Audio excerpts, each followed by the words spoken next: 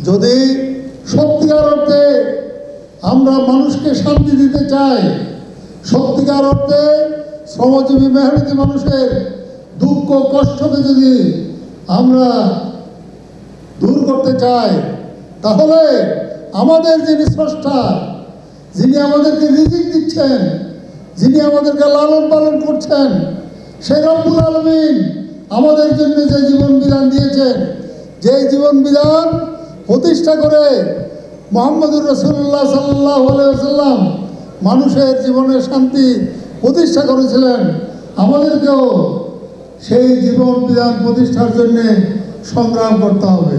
কথা ঠিক না? এই সংগ্রাম করতে হবে।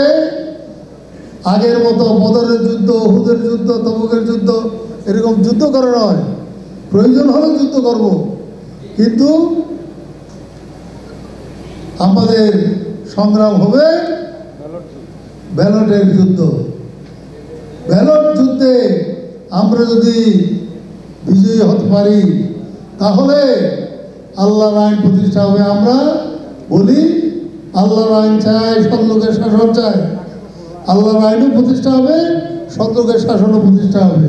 ঠিক না? সম্মানিত প্রিয় ভাইরা, আমাদের দেশে এই নির্বাচন পদ্ধতি চালু হলেও আমরা কি দেখেছি? সত্যিকারের নির্বাচন করতে দেয়নি, মানুষের ভোটাধিকার কেড়ে নিয়েছে। হ্যাঁ, আগের রাতে, ভোটের আগের রাতে ব্যালট করে পূর্ণ করে দিয়েছে। ঠিক না? আমি তো ইলেকশন করেছিলাম 2018 সালে, করছি না? হ্যাঁ, মানে আগের রাতেই ভোট মেরে ফেলছে। হ্যাঁ, 1 ঘন্টার জন্য সুযোগ দিয়েছিল, 54,000 ভোট পেয়েছিলাম সাতকানিয়া লোহাগাড়াতে। সম্মানিত প্রিয় ভাইরা, এর আগে 14 সালে কোনো ভোটে হতে দেয় নাই। এরকম অবস্থা, মানে আমাদের ভোটাধিকার কেড়ে নিয়েছে। হ্যাঁ, গণতন্ত্রকে হত্যা করেছে। এরপরে মানুষ চরমভাবে বৈষম্যের শিকার, নির্যাতিত হয়েছে। অনেক মানুষ নিহত হয়েছে। একেবারে কোন আইন কানুন তোয়াক্কা না করে জামাত ইসলামী, যেহেতু ইসলামী আন্দোলনের কথা বলে, ইসলামের কথা বলে, এই জন্যে জামাতের শীর্ষ নেতৃত্ব যারা দিচ্ছে, 11 জনকে তারা হত্যা করেছে, দুনিয়া থেকে বিদায় দিয়েছে। 500-এরও অধিক আমাদের কর্মী নেতাকে হত্যা করেছে, অনেককে পঙ্গু করেছে, হাজার হাজার ভাইদেরকে পঙ্গুত্ব বরণ করতে হয়েছে। এইভাবে অত্যাচার, নির্যাতন, এইরকম বৈষম্যের শিকার হয়ে মানুষ আর বসে থাকে নাই। তারা এই বৈষম্য থেকে মুক্তির জন্যে আন্দোলনে ঝাঁপিয়ে পড়েছে। 2024 সালের জুলাই আগস্টে নেমে পড়লো ছাত্ররা, শ্রমিকরা, এমনকি শিশু এবং মহিলারা পর্যন্ত ঝাঁপিয়ে পড়েছে।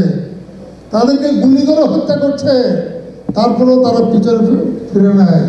হ্যাঁ, বরং শহীদ মিনারে গিয়ে বলল যে কারা শহীদ হতে চাও, বলতে যে আমরা সবাই শহীদ হতে চাই। হাত তুলে দিল, পিছনে ফিরে নেয় একজনও, জীবন দিয়ে দিয়েছে। আমি তখন নারায়ণগঞ্জে ছিলাম সফরে, দেখি যে বিল্ডিংয়ের উপরে নারীরা, শিশুরা দেখতেছে কোথায় কি হচ্ছে, গুলির আওয়াজ কেন, তো তাদেরকে দেখে দেখে গুলি করতেছে। আমার চোখের সামনে দেখতেছি মহিলা পড়ে গেল, শিশু পড়ে গেল। হ্যাঁ, এরকম অনেকে হত্যা হতে আমরা নিজের চোখেও দেখেছি। এইভাবে অত্যাচার, নির্যাতন করেছে। সম্মানিত ভাইরা, কিন্তু আন্দোলন সংগ্রামের কারণে হাজার হাজার ভাইদের, বোনদের, শিশুদের রক্তের বিনিময়ে যারা জালেম, জুলুম করেছে, তারা দেশ ত্যাগ করতে বাধ্য হয়েছে। কথা ঠিক না? বাধ্য হয়েছে। হ্যাঁ, এই যে শেখ হাসিনা পালায় না, যে কথাটা বলছিল, সেই তো পালিয়ে গেল, পালাতে বাধ্য হলো, পুলিশকে ব্যবহার করে হত্যা করেছে। হ্যাঁ, সেখানে তারাও শেখ হাসিনাকে রক্ষা করতে পারলো না, চলে গেল। কোথায় গেছে? তার যাক, এটা আপনারা জানেন।